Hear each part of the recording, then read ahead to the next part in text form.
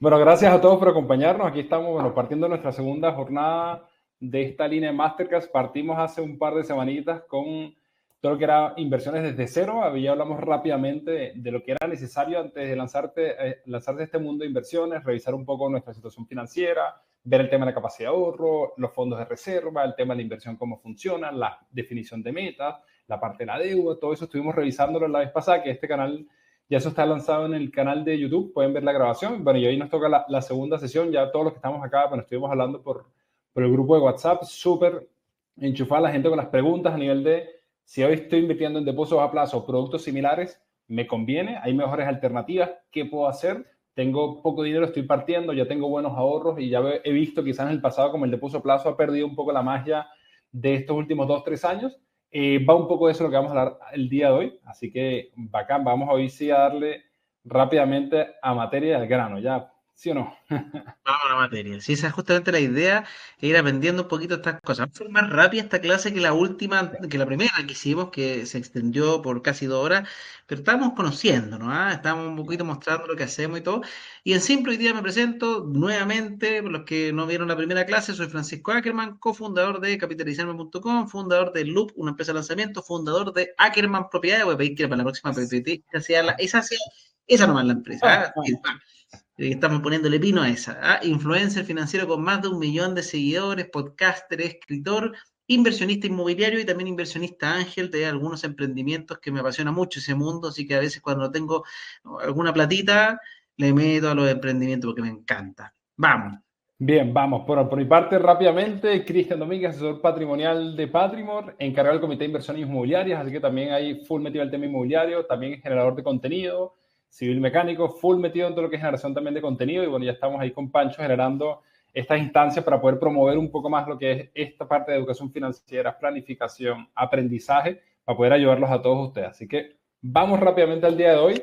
Partimos con el tema de los depósitos a plazo. Es, digamos, el primer escalón en todo este mundo financiero a nivel de inversiones, antes de empezar en acciones, en inversiones inmobiliarias, en ETF, en fondos mutuos, etcétera. Normalmente todos partimos con el tema de los depósitos a plazo, El que hay que clásico. entenderlo muy bien. Sí, total. Esto es como, en vez de tener la plata en la cuenta corriente, me lanzo con el depósito a plazo, es un gran paso, pero hoy, cuando ya uno tiene un poquito más de conocimiento, hoy se pudiesen entender un poco más, quizás ver mejores alternativas, pero para eso queremos partir rápidamente con qué son los depósitos a plazo, cómo Démosle. funcionan, qué es eso. Entonces, ahí partimos con el primer punto y quizás ahí lanzarte la pelota directamente. ¿Son instrumentos de ahorro o de inversión? ¿Cómo los clasificarías tú? Mira, yo los clasifico como un instrumento de ahorro. Obviamente, en situaciones esporádicas, muy especiales y particulares, se convirtieron en un instrumento de inversión. Cuando, por ejemplo, posterior a que hubo una inflación más grande en nuestro país, recuerden que la TPM, las tasas de política monetaria de nuestro país, subió fuertemente a más del 10% prácticamente, y obviamente los depósitos a plazo subieron en una medida similar. Entonces uno podía encontrar depósitos a plazo entregando 12, 10% de retorno, con una seguridad bastante grande en el fondo que tiene el depósito a plazo. Y esto fue muy temporal, porque después las tasas, o sea, la inflación empezó a bajar y por única vez casi en la historia los depósitos a plazo le ganaban a la inflación, pero por lejos. Y eso, pero eso no es lo usual. Lo usual es que el depósito a plazo sea considerado un instrumento de ahorro muy defensivo, extremadamente defensivo. Recuerden que es lo más sencillo que tiene la banca para ofrecer, que es que tú le prestes dinero al banco en simple. Tú básicamente le entregas dinero al banco y el banco a ti te entrega por eso, por esa acción de pasarle dinero al banco, te entrega un plazo definido con unos intereses definidos que normalmente bordean similar a la inflación. No buscan ganarle, ya, para que entiendan eso. El depósito a plazo no busca ganarle a la inflación, simplemente define un plazo que es super flat, o sea, es casi prácticamente como dinero gratis para el banco. Y el banco, obviamente, esa platita, como todos bien saben, el negocio del banco es prestar y que te presten.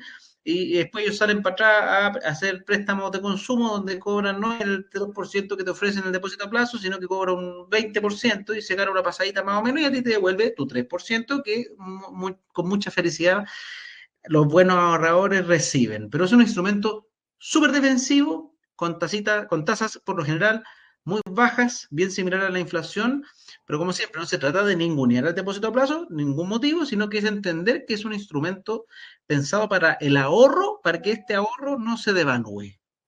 Perfecto, y ese es un punto clave. Si queremos tratar de mantener el valor del dinero en el tiempo, ojalá por un plazo definido, el depósito a plazo hace su trabajo. Y aquí poniendo un poco lo que dice el segundo punto, cómo se realiza esta operación, efectivamente, como dice Pancho, esto es un préstamo, o sea, literalmente no es un producto, no estoy comprando un activo financiero, no estoy comprando una acción, ni un ETF, ni una cuota de un fondo de inversión, estoy básicamente prestando la plata al banco bajo ciertos parámetros, ciertas condiciones que uno como inversionista define, que es el plazo, que es el tipo de depósito a plazo, ya lo vamos a revisar, y básicamente el banco me dice, mira, por este monto que tú me quieres prestar y este plazo que tú estás definiendo, yo te presto, te devuelvo tanta plata de interés. ¿Te gusta o no te gusta? Si te gusta, acepto y el negocio está cerrado. Como es algo tan seguro, efectivamente no puedo esperar la rentabilidad súper alta porque es algo muy certero, ¿ya? Entonces, es un poco el concepto.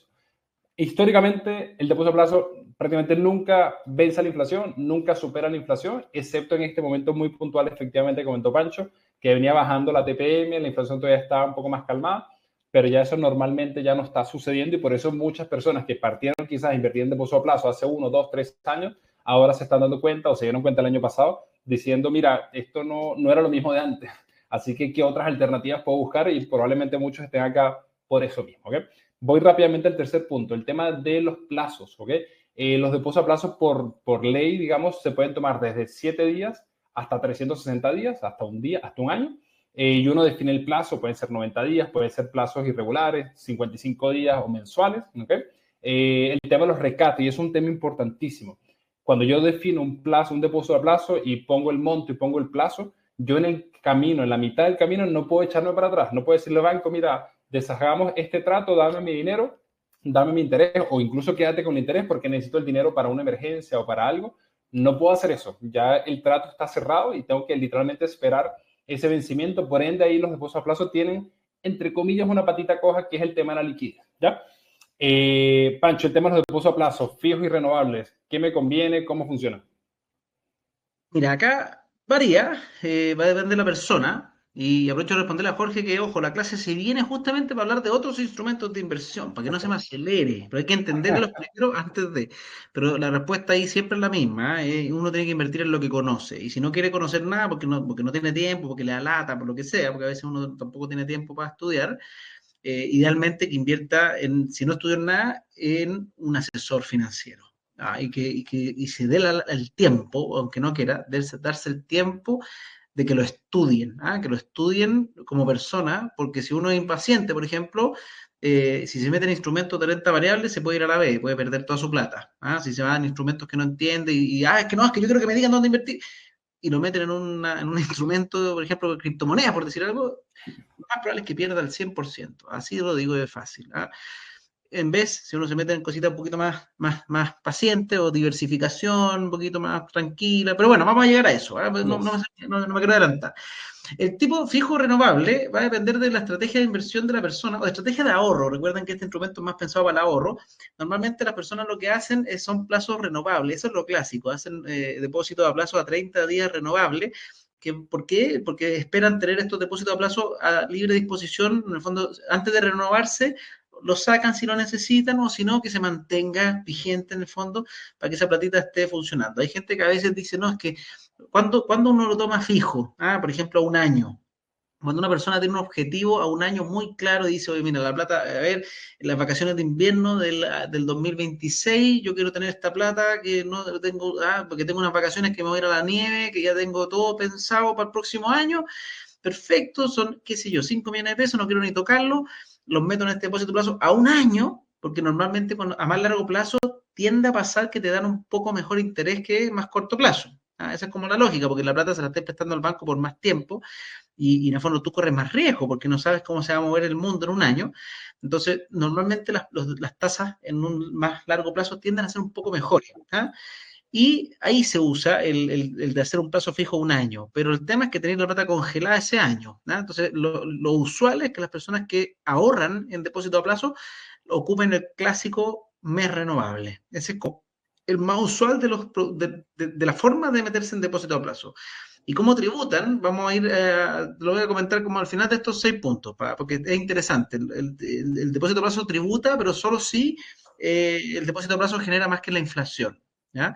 Ese es como uno de los beneficios, de los poquitos beneficios que tiene el depósito a plazo en el fondo, es que tributa solo si le gana la inflación, es como la ganancia nominal.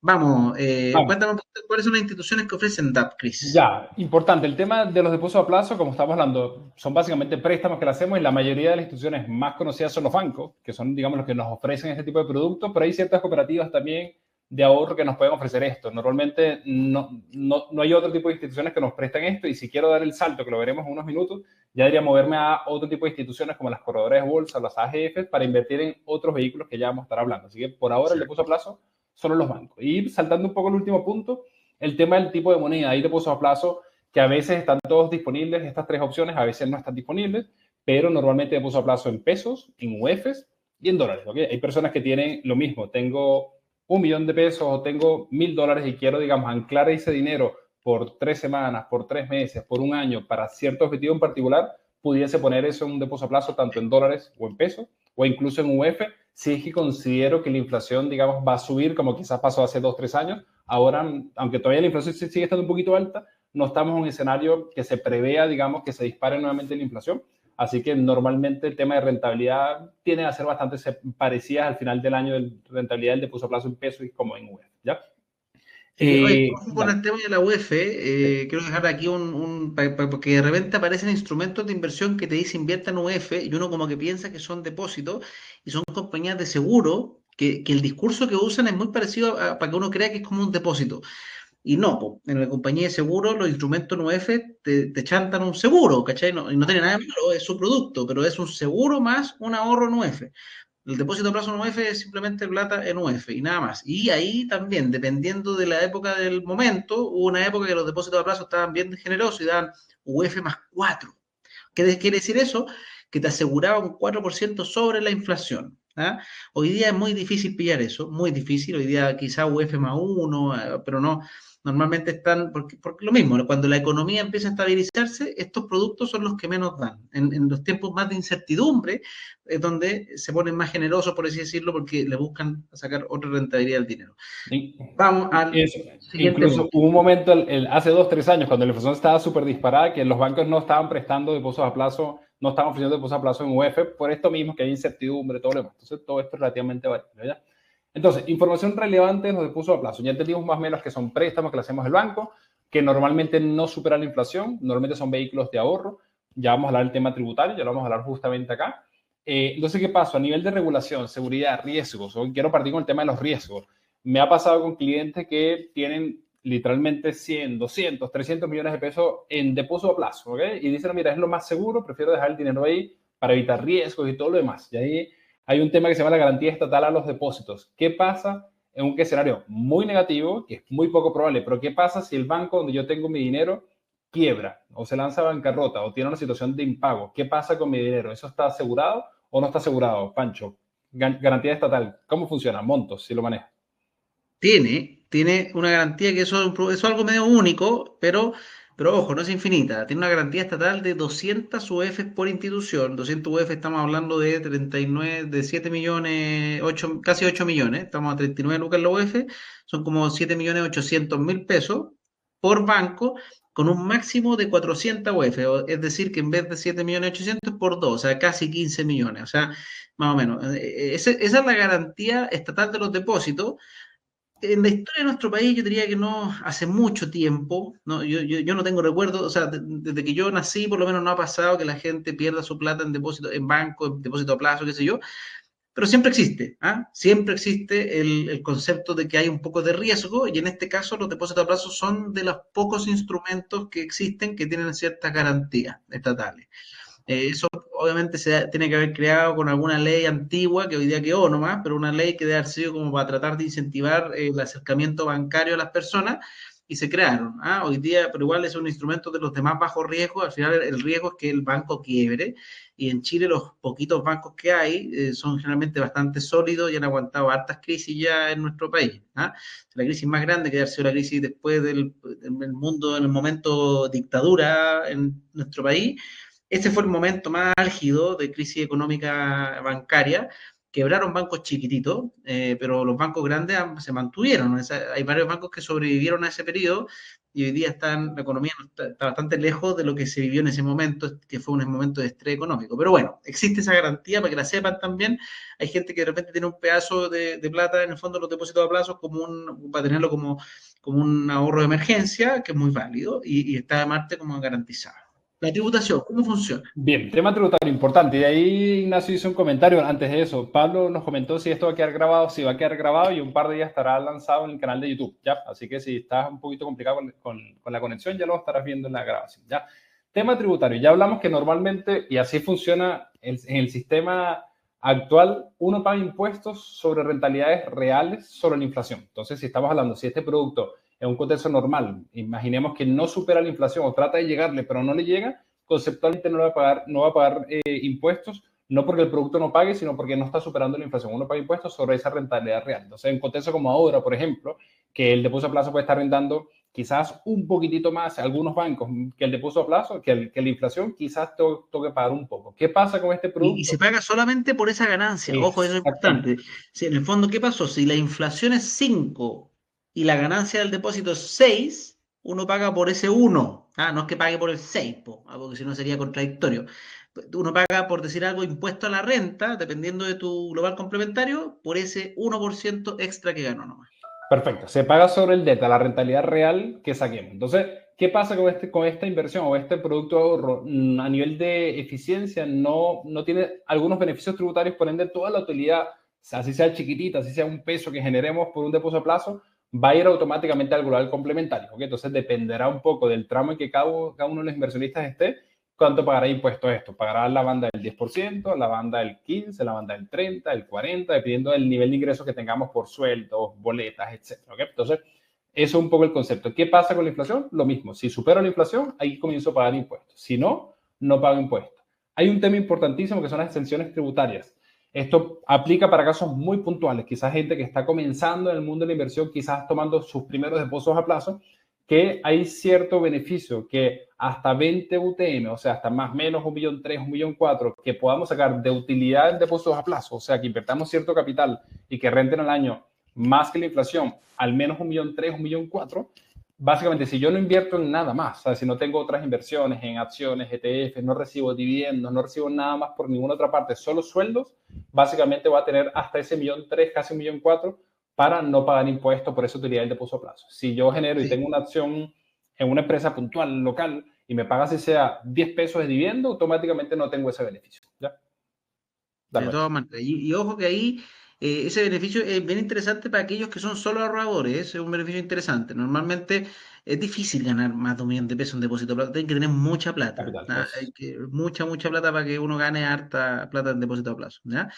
Y vamos, tasa de interés Bien. y tal. ¿Cómo son las tasas de interés en los depósitos? Porque aquí podemos responder entre medio de esta la pregunta de Gonzalo, porque sería increíble poder saber cuál va a ser mejor a largo plazo. Pero Claro, si uno piensa que la inflación va a ser alta y la chunta, acá hay un tema de cuando uno invierte a un año ya empieza a ser complicado las predicciones.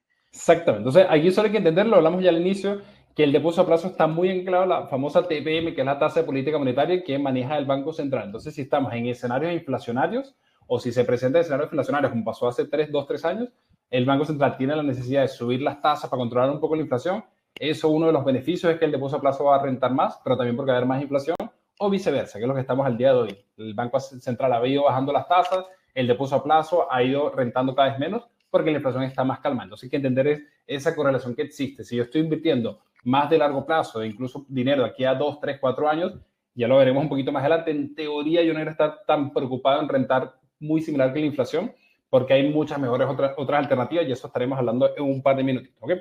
Tema de rentabilidad es tan claro lo mismo. ¿Sabes? Si la inflación está calmada, como imagínense en un escenario 2015, 2019, inflación 2-3%, tasas bajas, economía bastante estable, el depósito a plazo, el que quizás tenía depósito a plazo en su momento, recuerda que el depósito a plazo rentaba en el año un 2%, un 2.1, un 2.3, cuando la inflación está en 2.53, o sea, no superaba la inflación, por ende tampoco pagaba impuestos, ¿ok? Entonces ahí no hay que romperse tanto la cabeza, ¿ya? Y esperemos que no sea un escenario otra vez inflacionario como lo que pasó hace 2, 3 años, ¿ya? Entonces aquí llegamos ya a la conveniencia para ir ya viendo otras alternativas. ¿Nos conviene invertir en depósito a plazo? Ahí, Pancho, te lanzo la pregunta primero a ver cómo lo ves tú. ¿cuándo me convendría invertir en depósito a plazo? Y si me Todo conviene o no me depende. conviene. Acá, obviamente, porque recuerden que las asesorías de inversión, las personas que arman portafolio, depende mucho de la persona. Yo, por ejemplo, Francisco Ackerman, jamás en mi vida he puesto un solo peso en un depósito a plazo.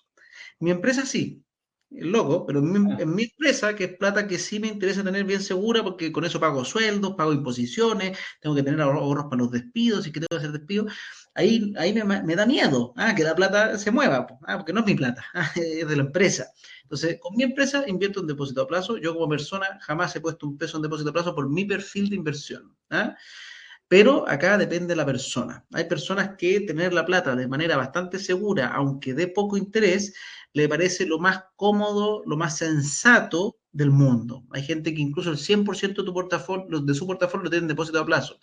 Yo creo que eso no es algo muy positivo porque es básicamente el instrumento que menor rentabilidad ofrece todo el mercado. O sea, es como el que no quiere estudiar absolutamente nada, cae en el depósito a plazo, que es mejor que nada en el fondo, pero por lo general se habla de que qué parte es conveniente invertir, la parte que sea el dinero que uno quiere tener muy segura. Eso es cuando uno dice, oye, ¿qué parte de mis ahorros me conviene? La parte que es la parte que quiero tener súper segura, que no se mueva nada, que se mueva poco. Me da miedo invertir en algo que tenga cierto riesgo, y uno ahí es donde piensa el depósito a plazo como un instrumento bien interesante para ese tipo de personas. Y ahí empieza a ser como medio competencia también, ya si uno dice, oye, ¿cuáles puede ser un poquito igual de seguro o parecido? Son estos famosos fondos money market.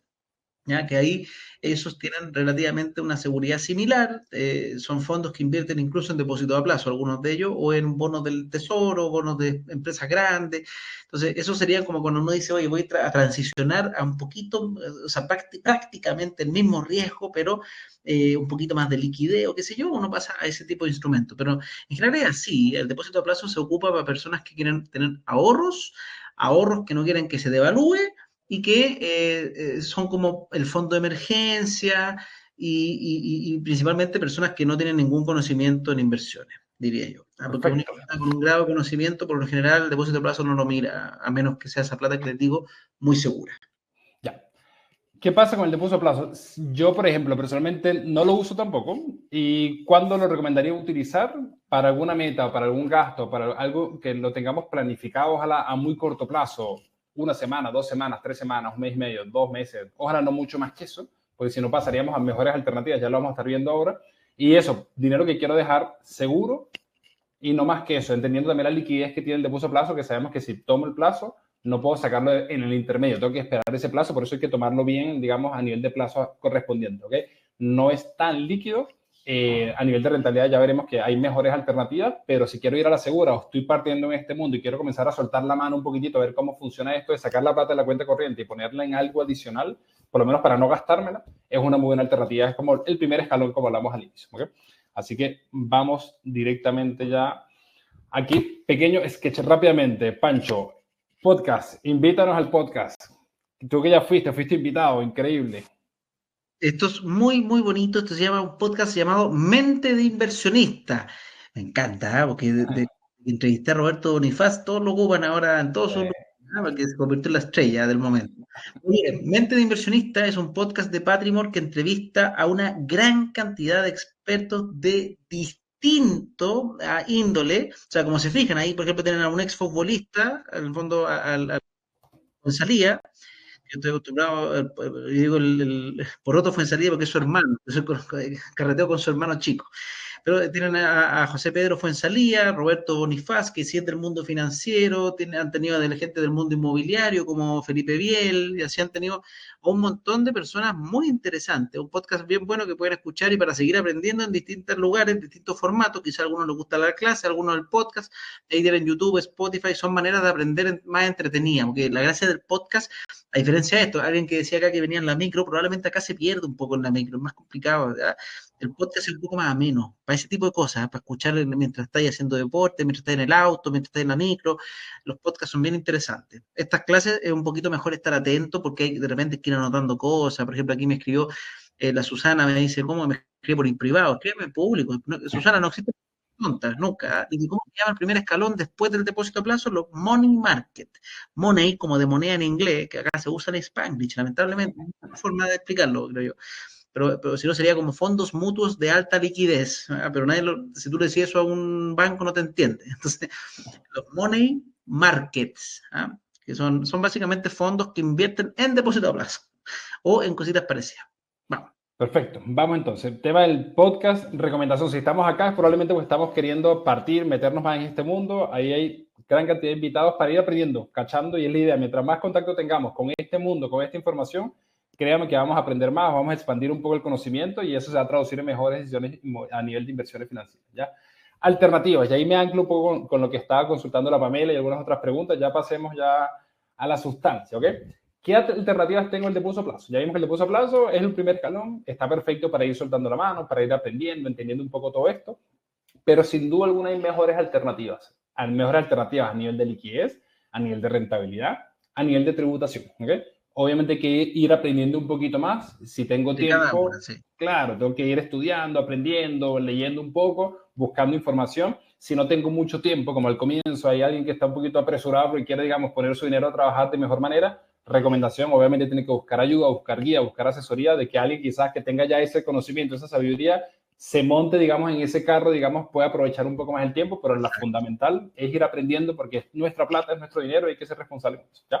Entonces, dale. Estas son alternativas, para que se haga una idea, esto no es, porque acá nos metimos en alternativas más o menos similares al nivel de riesgo del depósito a plazo, porque después podemos contar otras alternativas que son cuando uno ahí irse a otro lado. Entonces, una persona que me dice, yo invierto en depósito a plazo, Francisco, si tú le decías a una persona que invierte en depósito a plazo, oye, pásate todo tu depósito a plazo a Tesla, lo mataste. Esa persona, de repente Elon Musk se fuma un caño en un podcast, la acción baja un 20%, después sale diciendo que va a cambiar el país, sube un 30%. Entonces, acá estamos, estas son las alternativas que son similares, con ciertas características distintas. Cuéntanos qué son las cuentas de ahora, Cris. Perfecto, bueno, ahí lo estamos hablando un poco por el chat. ¿Qué pasa? Ya hablamos del depósito a plazo, que es un préstamo. Cuando ya voy a cuentas de ahorro, que son cuentas, algunas bancarias y algunas otras instituciones, como ya están muy de moda y ya todas las conocemos, como la cuenta de consorcio, la cuenta del Banco Estado, cuenta de Mercado Pago, que ahora está sonando mucho,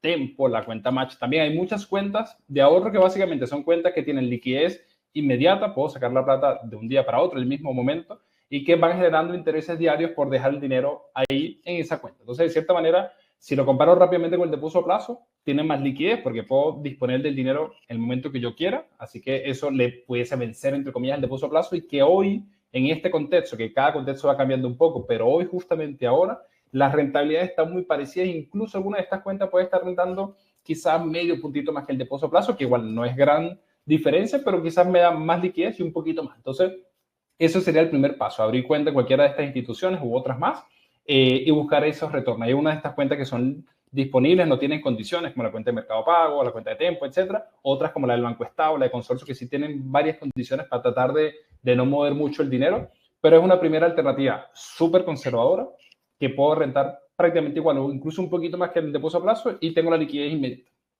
Exactamente, acá hay que tener un par de precauciones nomás. Aquí, obviamente, recuerden que no existe la empresa perfecta, porque de repente se ponen ahí como modas, porque aparece algún influencer hablando mal de alguna empresa, porque siempre funciona. Porque los influencers a veces les gusta agarrarse el hate y sí, todos.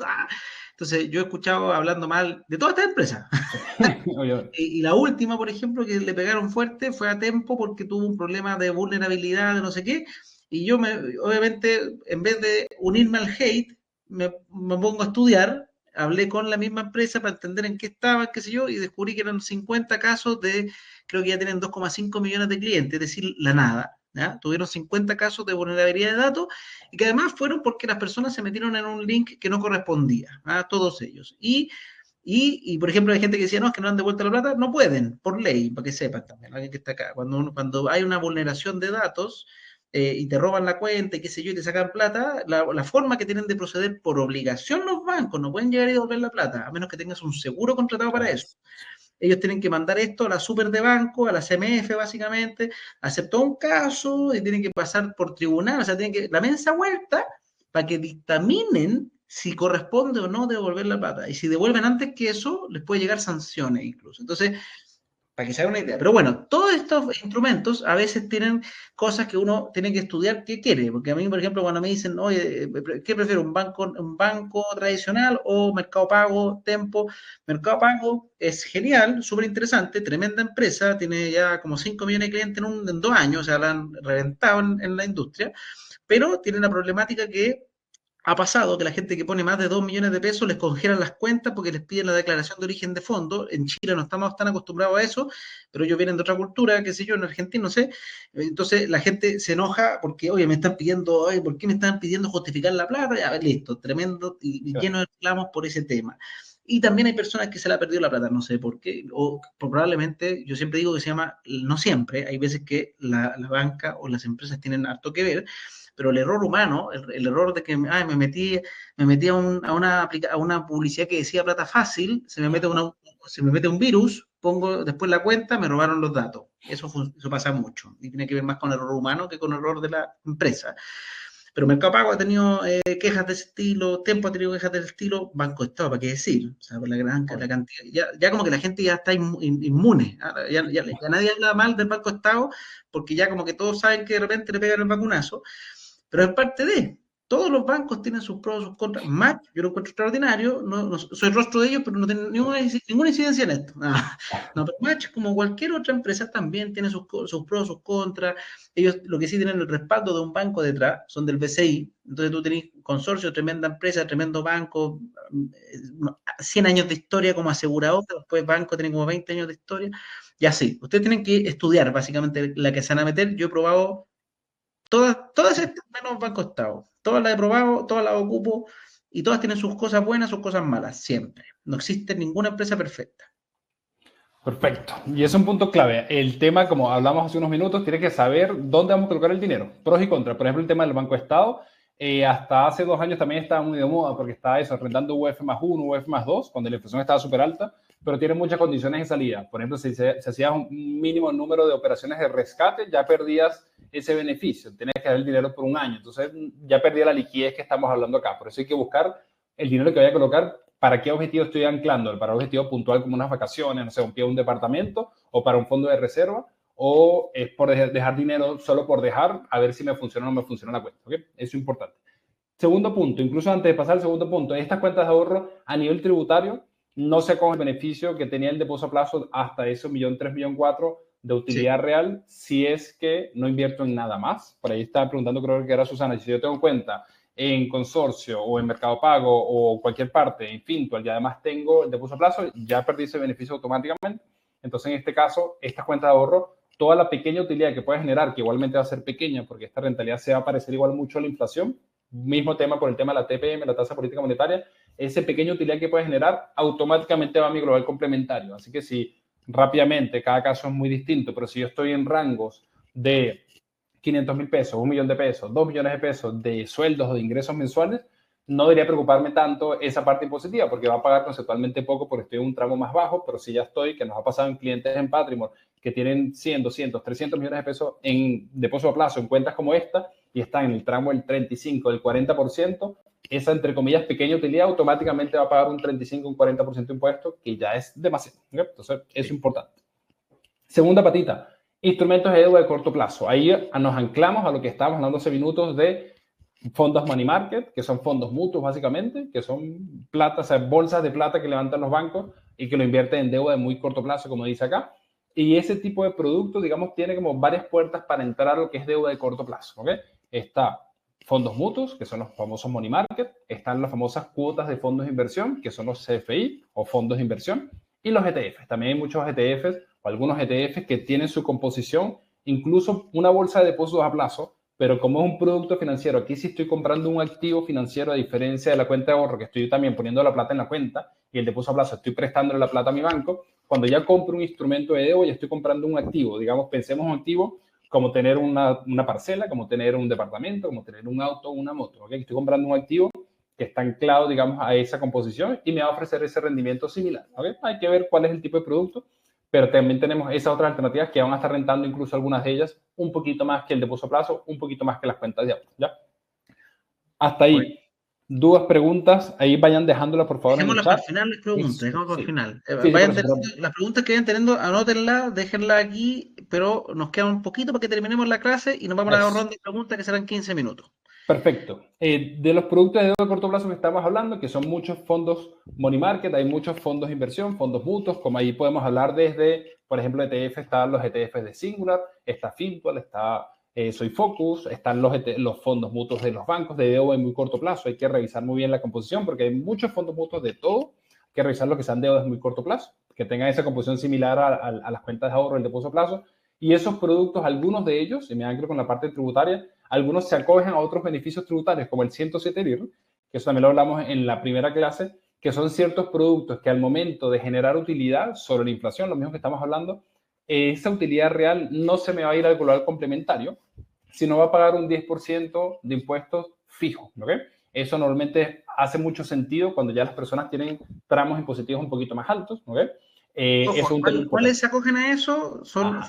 Son fondos money market, igual que todos, pero que tienen con unas ciertas condiciones, que cotizan en bolsa, que transan, no me acuerdo cuánto era el monto, pero transan de manera diaria en la bolsa de valores X cantidad. En Chile no son muchísimos, no todos los money market lo hacen, pero No, por ejemplo los ETF de Singular cumplen con esa condición. No sé si el fondo money market no, de Capital lo no, hace. ninguno money market se acoge a esto. Son puros CFI, sí, y los ETF. Solamente los ETF y los CFI. Exactamente. Entonces, por eso es un tema importante y esos son temas un poquito más profundos que eso sí, Sofisticados. obviamente. Eso para personas que están con rentas altas. Ya, ¿ok? No es que si tengas X millones, porque si yo tengo 20 millones de pesos, pero tengo una renta de 1 millón de pesos, no me va a servir, no me va a importar mucho el 107 LIR.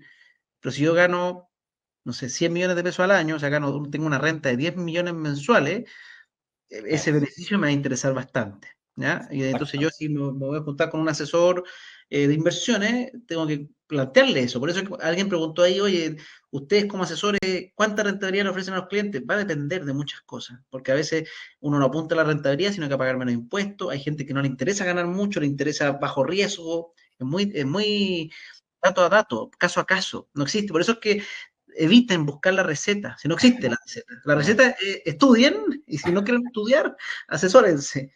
Pero no existe una receta como para que uno diga, oye, hagamos esto y vamos a ganar. No. Cuando alguien te dice rentabilidad garantizada más o menos alta, créeme que esa receta está pinceleada por un estafador. Así es. Entonces, bueno, el tema tributario es, hay algunos de estos productos que se acogen a ciertos beneficios que dependerá obviamente del perfil, lo que estamos hablando, del nivel de ingreso que cada uno tenga, etcétera, y la utilidad que pueda generar, pero que me pueda acoger a ciertos beneficios. ¿Okay? Y la tercera patita, y eso probablemente lo estemos profundizando un poco más en la siguiente clase, que son los famosos fondos alternativos o los fondos de deuda privada. ¿Okay? Son fondos, algunos de ellos, ¿okay? Que también son fondos conceptualmente de riesgo medio y bajo, que tienen desempeños considerablemente más altos. Estamos hablando, en vez de estar rentando hoy, como todas estas cuentas de ahorro, como el depósito a plazo, que está rentando entre 4, 5, 5% anual, con la inflación que salió el dato la semana pasada en 4.5, hay algunos fondos de estos de deuda privada que pueden estar rentando 6%, 7%, 8%, que aunque suena poco, proporcionalmente estamos hablando de un 20, 30, 40% más que quizás el depósito a plazo, con cierto nivel de complejidad, con cierto nivel de riesgo también. Por eso es importantísimo entenderlo antes de poner el dinero en cualquier parte. Pero quizás si uno tiene ese conocimiento o a nivel de complemento de estrategia, es decir, voy a dejar tanto dinero en la cuenta de ahorro tal y otro en el CFI o en el ETF y quizás una colita en este fondo de deuda privada buscando rentabilizar un poquito más esta estrategia, se pudiera evaluar. ¿Okay? Eso hay que obviamente revisarlo un poquito más adelante.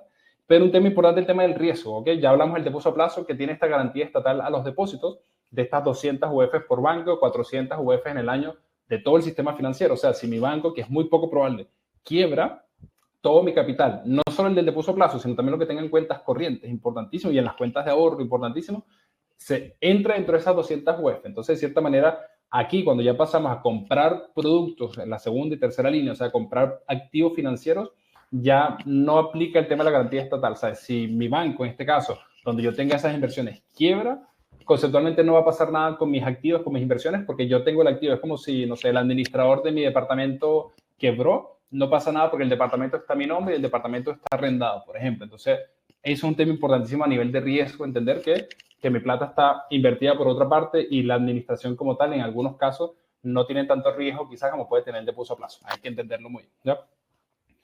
Bien. Entonces, muchas de las preguntas acá es, bueno, ya sabemos que el depósito a plazo quizás no es la mejor alternativa o que hay mejores alternativas. Hay que ir aprendiendo poco a poco, pero bueno, ¿dónde podemos acceder a estos productos que estamos hablando como cuotas de fondo de inversión, como las cuentas de ahorro, como los ETFs, los fondos alternativos? Y aquí pasamos principalmente a las corredoras de bolsa y las AGF, ¿okay? Cuando llevamos el siguiente paso a nivel de conocimiento y a nivel de estrategia, ya el siguiente paso a nivel de inversión, no de ahorro, ya tengo que, digamos, como estrenar en el mundo, abrir cuenta de una corredora de bolsa, que son instituciones también reguladas por la CMF, enorme, importantísimo, siempre lo comentamos por las redes sociales, tenemos que invertir en corredoras de bolsa o instituciones que estén reguladas por la CMF, ojalá tratar en lo posible de evitar poner plata en cuentas en el extranjero sin tener claridad de la regulación, de los riesgos, etcétera. Entonces aquí hay muchas corredoras de bolsa que están reguladas por la CMF, que son partes de la Bolsa de Santiago, donde yo puedo abrir cuenta, que es similar a abrir cuenta en un banco, mandar alguna documentación, etcétera, y después puedo colocar mi dinero en ciertos productos de inversión, ¿ya? El tema de las AGF, ahí, Pancho, cuéntanos un poco de las que tú conoces, cuál recomendarías o cuál sabes que tienen productos similares a estos productos un poquito conservadores, pero que quizás estén rentando un poquito más que los depósitos a plazo. Hay varias administradoras generales de fondos bien interesantes y para los mismos que están preguntando dónde estudiar, por ejemplo, tema fondos mutuos, yo jamás he visto cursos que hablen sobre fondos, o no sí he visto, pero pocos en general, uno aprende de eso en las mismas empresas que lo ofrecen, son las que más enseñan, si son los que están encima de todo esto, entonces, aunque uno a veces como que le haga el quite, porque hay gente que dice, no, es que yo no quiero aprender con el que me vende, bueno, pero es que ellos son los que más saben de esas cosas, ellos son los que los ofrecen.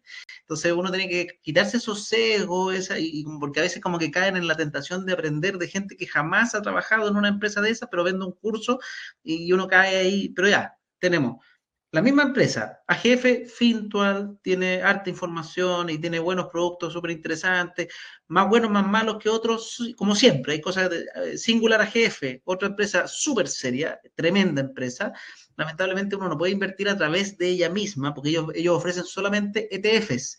¿El ETF qué significa? Que cotiza en la bolsa. Entonces, para poder comprar un ETF de Singular, que son los más baratos del mercado chileno, ¿ya? Chileno, tiene que hacerlo a través de corredoras de bolsa. Corredora de bolsa puede ser tu misma banco, puede ser otro banco, puede ser corredoras como Vector Capital, puede ser corredoras como Nevasa. Oye, hay un montón de corredoras de bolsa que busquen que sean reguladas, ¿ya?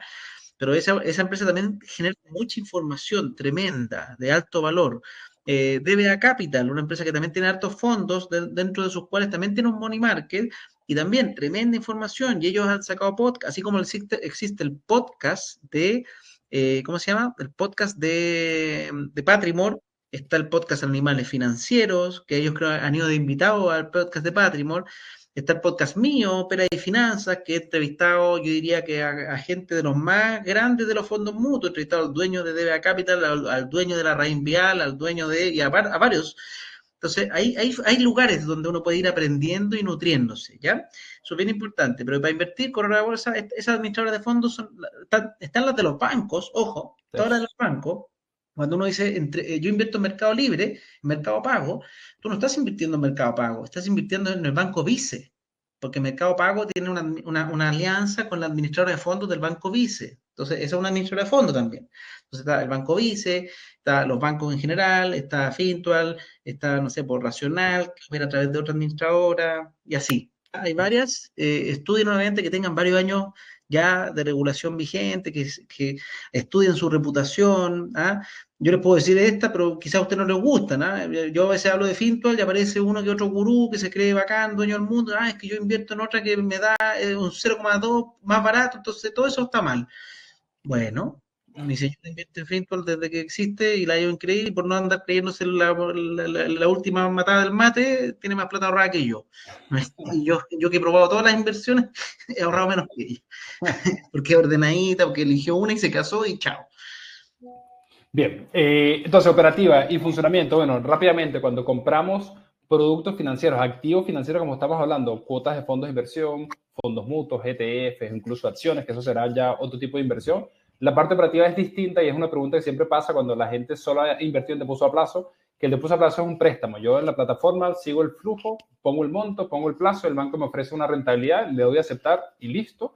Cuando voy a comprar productos financieros, tengo que abrir la cuenta en la corredora de bolsa con la AGF, mandar el dinero, comprar el activo financiero y después literalmente lo puedo tener de manera indefinida o lo puedo vender cuando yo quiera. O sea, no es que tiene un plazo temporal, sino compré el activo como me compré un departamento y si lo quiero mantener 6 meses y venderlo, mantenerlo 5 años, lo puedo mantener. ¿Okay? No hay un plazo definido y todo ese tiempo este fondo va a estar generando rentabilidad diaria o mensual. ¿Ya? Montos mínimos y frecuencia, no hay montos mínimos para invertir. Conceptualmente son montos igual despreciables, dependiendo del producto en que inviertas, 5,000 pesos, 10,000 pesos, son montos bastante chiquititos, igual que el depósito a plazo. Y yo puedes estar invirtiendo continuamente todos los meses, todas las semanas, no pasa nada, no hay limitaciones, pues estoy comprando ese activo financiero. ¿Ya? Tema de las metas, y es un tema importante, aquí para cerrar ya el punto. Importante, el depósito a plazo, todos estos productos que estamos viendo mejores a nivel de liquidez, rentabilidad, pero hay que entenderlos un poquito más, normalmente están pensados porque son fondos muy conservadores para ojalá metas de corto plazo, ¿no ves?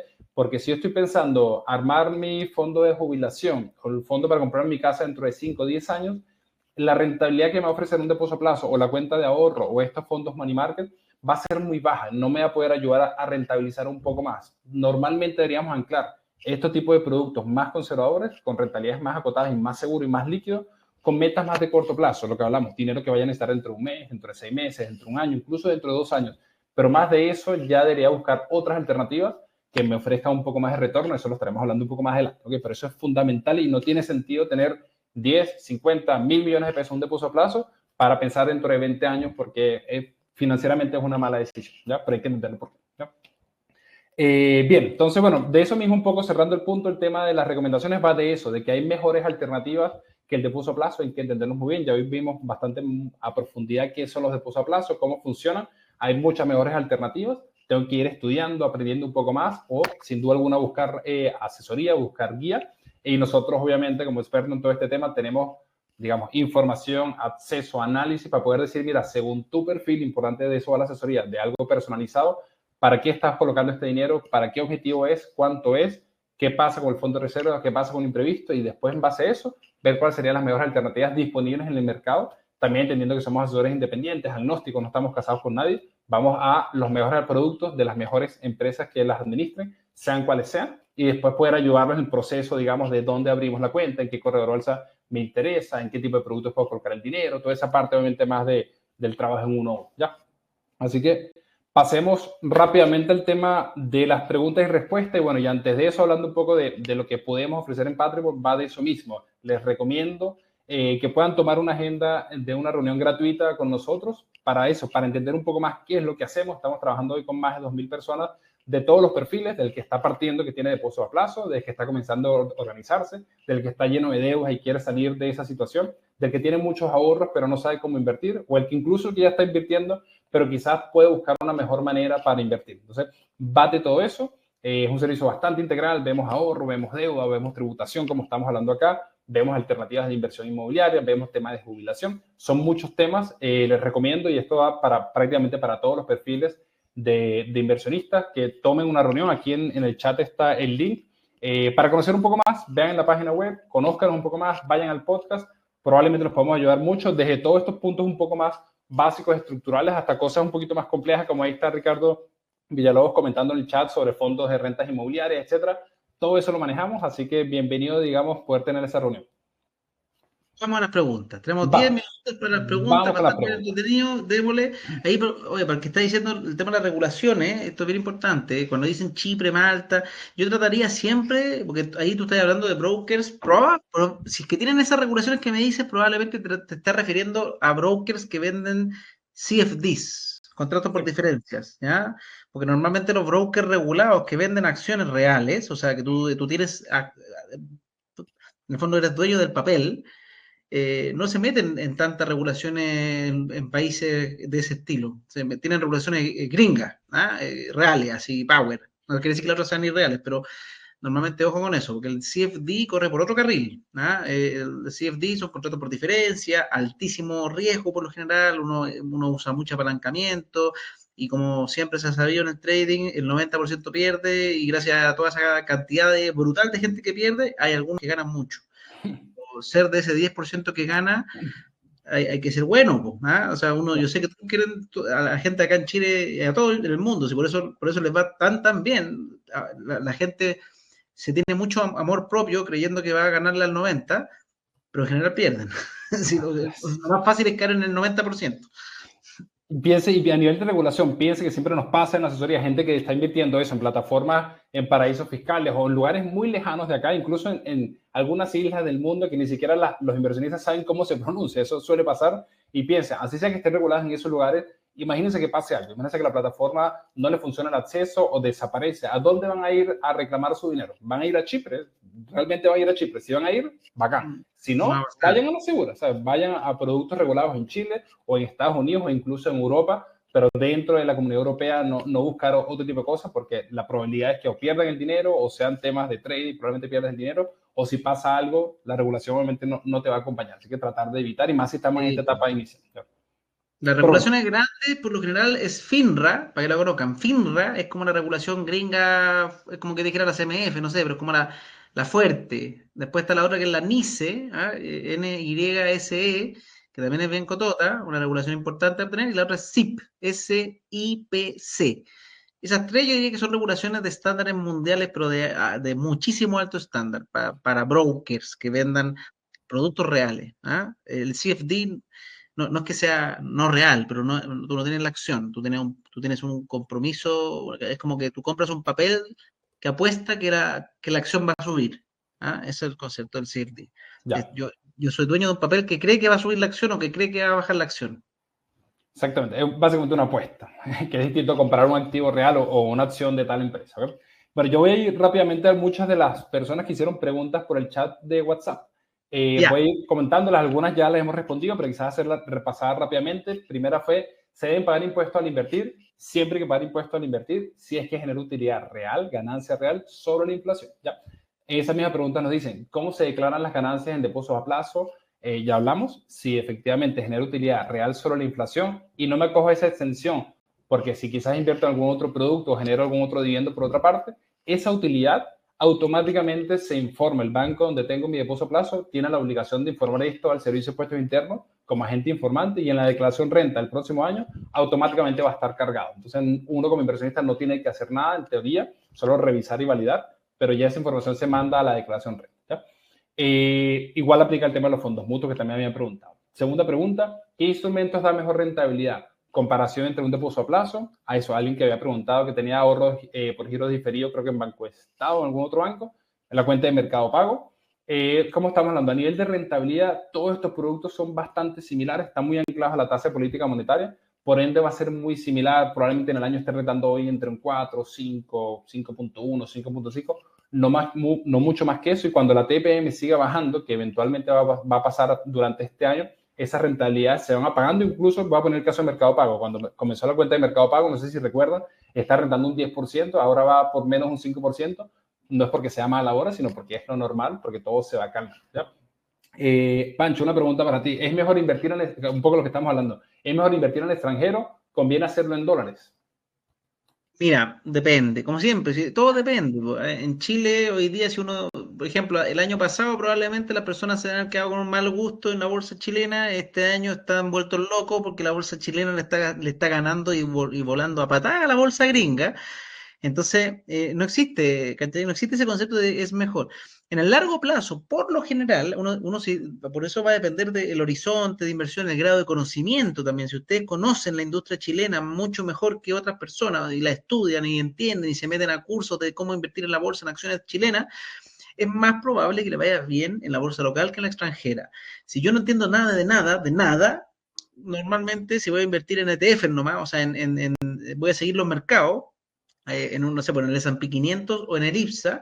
En el largo plazo, el IPSA ha sido peor rendimiento, pese a que este año ha sido bueno, pero en general el IPSA no es como que, wow, Chile no crece a lo bestia, como crece un Estados Unidos, ¿no? Un Estados Unidos en los últimos 50 años ha pegado una potencia mundial gigante.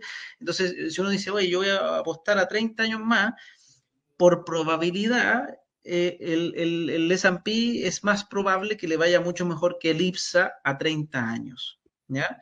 Entonces va a depender de mi horizonte, cuánto tiempo quiero tener la plata, ¿ah? Ese tipo de cosas son súper relevantes, ¿ya? Pero tener la plata en dólares Sí, interesante. Hay gente que como que obviamente el dólar es una moneda refugio que ha crecido con el tiempo. Sí, hace 30 años estaba, o hace, no sé, por el 2020 estaba a 500 pesos, hoy día está a 900. Pero la UEF, ponte tú, que uno la mira menos, pero la gente que invirtió en UEF hace 20 años ha ganado más que en dólares.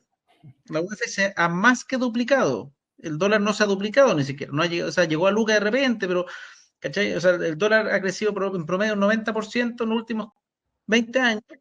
La UEF ha crecido como un 110% en los últimos 20 años. Entonces, cuando uno de repente mira menos la UEF porque dice, ay, pues estoy contra la inflación nomás, que fome.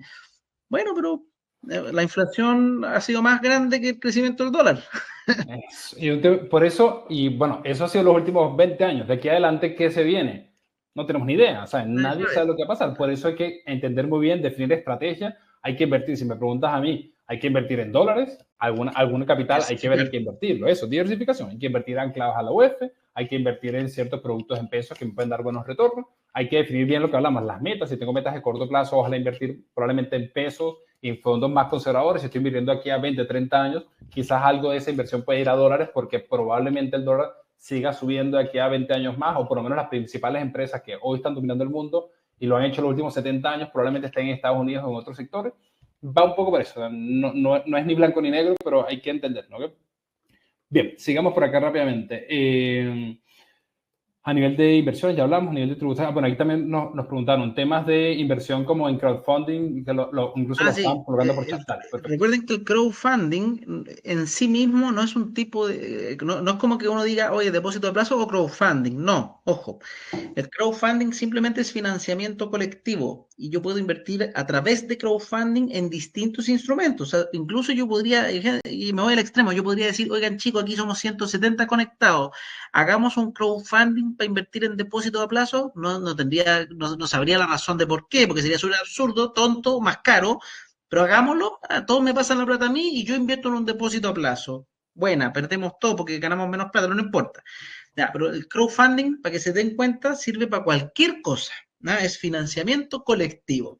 Y acá lo que importa es qué es lo que está financiando esa crowd, ¿no? Esa masa de gente. Ese crowd puede ser un crowdfunding inmobiliario, un crowdfunding de emprendimiento, un crowdfunding para invertir no sé, pues en instrumentos de inversión más sofisticados. Hay gente que hace, porque al final el crowdfunding es como una vaquita, ¿ah? Más legalizada, hoy día está con ley fintech, además, así que bacán, va a estar regulada por la CMF, pero el crowdfunding, por lo general, se usa principalmente hoy día para tres tipos. ¿Ah? Se usa mucho el de inmobiliario, que ahí yo siempre trato de decirle a la gente, tenga ojo, porque hay hartos crowdfunding inmobiliarios, para mí, el mejor, no voy a decir nombre, porque si no van a decir que es publicidad, pero es el que menos ruido mete. ¿Ah? Cuando un crowdfunding está repleto de cosas buenas, oficinas caras, autos ricos, todo, esa plata esa plata es ganancia de ustedes. O sea, así es simple. ¿Ah? Si no, aquí no hay mucha magia. Y se lo digo así. Si yo compro una casa en 1000 UF y mi amigo que también es crowdfunding compra una casa, los dos compramos la casa al mismo precio, si no negociamos mejor, los dos compramos 1000 UF y la vendemos en 2000 UF, yo puedo pescar las 2000 UF y la reparto entre todos, yo puedo pescar las 2000 UF, me quedo yo con 500, reparto las otras 500, los dos ganaron, pero el que se quedó con 500 tiene más plata para hacer su oficina rica. ¿Ah? Entonces es bien importante ver con quién se está trabajando en el crowdfunding y que los números calcen, que no les vendan, también es importante en el crowdfunding inmobiliario, no les metan mucha plusvalía. ¿Ah? Si ustedes les dicen, no, si este proyecto es bueno porque va a crecer, ojo, precaución. ¿Ah? Hay también una banderita roja, puede ser que pase, pero no sabemos. La plusvalía no se sabe. Hay otros crowdfunding que no te venden ni una cuestión, nada. Si te dicen, compadre, yo compré barato, compré a 7000 UF y hoy día vale 10.000. Si crece, bacán. Pero si nosotros compramos y vendemos, hoy día nos ganamos las 3000. Listo, corta, simple, nadie lo puede no entender. El otro depende de que, no, es que mira, es que creemos que el mercado se va a recuperar, va a salir un presidente de no sé qué color y va a funcionar y todo se arregló y qué sé yo. Ya, eso para que entiendan el crowdfunding inmobiliario. Después está el crowdfunding de emprendimiento, súper riesgoso. ¿Ya? Aquí no hay nadie que pueda tener nadie tiene varita de cristal, pero se usa mucho. Yo así he invertido mucho en emprendimiento. Recuerden que en el crowdfunding de emprendimiento tarda al menos 7 años en recuperar la plata. Al menos, ¿ya? Para que tengan ojo, ¿ya? Y el 80% pierde todo, fracasa, para que entiendan, riesgo, ¿ya? Y está el crowdfunding de factoring, que es lo que prestan plata para factura.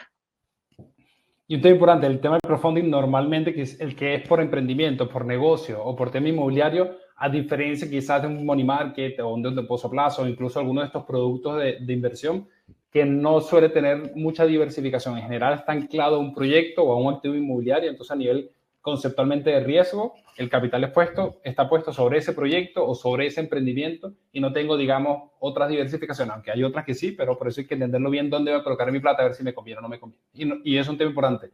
Todos estos productos, algunos están regulados, otros no están regulados, por eso es importante entender muy bien antes de poner un peso, ¿ya? Bien, por ahí han preguntado de estos productos como el depósito a plazo versus una estrategia que quizás pudiésemos recomendar nosotros en Patrimony. Lo mismo, si estamos comparando peras con peras, hay mejores alternativas que el depósito a plazo, que está rentando cerca del 0,30, 0,40 mensual. Pudiésemos agarrar una estrategia súper conservadora, pero voy al punto, dependiendo un poco del objetivo de esa inversión, o hay alternativas que pudiésemos estar rentando entre 0,5, 0,7 mensual, que aunque suena muy poco, y entendiendo que si es algo de corto plazo, no debería estar buscando grandes retornos ni grandes riesgos, estamos hablando que podemos estar rentando un 30 o 40% más que el típico depósito a plazo, más los beneficios tributarios que obviamente normalmente la gente no lo maneja. Entonces eso también tiene otros beneficios, ¿ya?